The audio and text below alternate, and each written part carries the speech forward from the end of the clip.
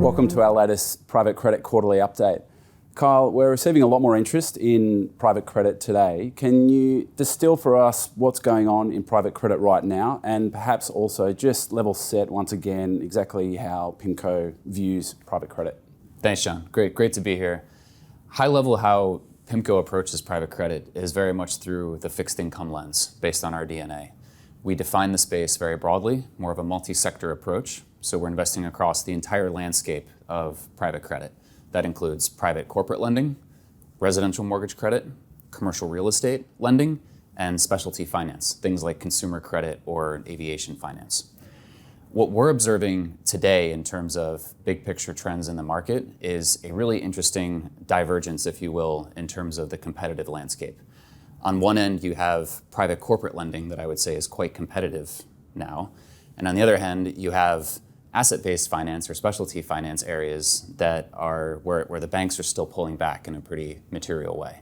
What's interesting on the corporate side is that it's a reversal of a trend that we've been seeing over the past 2 years, which is private lenders taking market share from the banks. Now the banks are back and are trying to recapture that market share. We've seen a lot of bank loan issuance. The CLO engine has been turned back on again as well. And what's happening is that's compressing the terms that you can get in terms of coupons.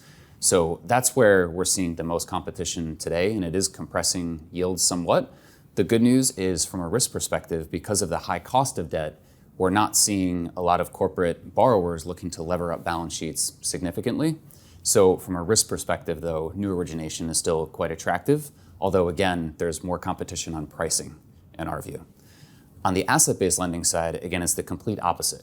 Given the regional bank turmoil that we saw in the US last year, with regulators stepping in, banks are retrenching in a pretty major way across all forms of specialty finance, asset-based lending. So think consumer credit, think non-core businesses, anything insurance related, aviation finance. Banks are looking to do less of that, and so they're selling assets off of balance sheet, and they're also looking for partners like ourselves that they can originate and sell to. So it's a very interesting divergence at the moment in terms of the competitive landscape for the corporate space versus other forms of asset-based private credit. Kyle, that's a helpful backdrop on the corporate sector. Perhaps it's worthwhile going a little bit deeper into specialty finance. You touched on the impact from the regional banks pulling back in some of those sectors in the US. Can you talk in a little bit more detail about what we're seeing in those specialty finance sectors? Yeah, happy to go a little bit more detail into each of the sectors. We talked about the competitive dynamics right now within the corporate lending space. But again, in more of the asset-based lending areas, we're seeing much better value. So if we start with residential mortgage credit, this is an area that we like a lot. Yields are still quite attractive. Mortgage rates are still quite high. And what we really like about it is the safety that's built into the structures themselves, right? These are senior secured mortgages. You have a first lien on the underlying property, right? These are backed by single family homes. And it leans on this broader theme of the resilience of the US consumer, which is still, remains one of our higher conviction views. So we like that space a lot. More broadly in specialty finance, again, consumer credit, I just hit on the theme in terms of the resilience of the US economy and the US consumer. We like all forms of consumer credit, but in the up in quality, kind of higher credit worthy borrowers. And then outside of the consumer space, more on the commercial asset-backed side of things, think aviation finance, that is one of our highest conviction views today. Good example of a hard asset-backed lending opportunity where we're leasing out an airplane to an airline and receiving contractual cash flows over time. That market has significant supply-demand imbalances right now with new production orders, backlogs of 5 to 7 years into the future. So we think it's an opportunity that's going to remain for quite some time, providing us with an opportunity to lease these planes at very attractive lease rates.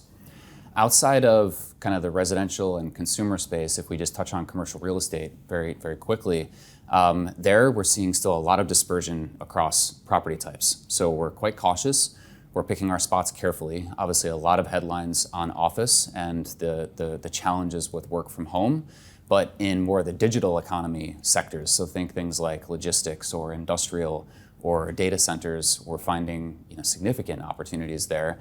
with a lot of growth, need for more development, and rental growth as well. So overall, trying to be very selective in terms of opportunities within commercial real estate specifically. But again, another good example of an area where the regional banks in particular have very bloated balance sheets with commercial real estate loans, and it's an area that they're pulling back in a material way, allowing private lenders like ourselves to step in and fill that void. So bottom line, a lot of opportunities across the asset-based lending space today, whether it's residential credit, whether it's other forms of specialty finance like aviation, commercial real estate, we think is an opportunity set that we'll be building over the next 12 to 18 months. But overall, quite excited about the yields and the risk profiles that we're seeing right now. Well, thanks, Kyle. Well, in this environment of elevated interest rates, we feel that the benefits of private credit certainly remain. Those include structural seniority, a focus on resilient income, and importantly, the diversity across multiple sectors within private credit markets. To learn more, please get in touch with your PIMCO account manager or visit pimco.com.au. Have a great day.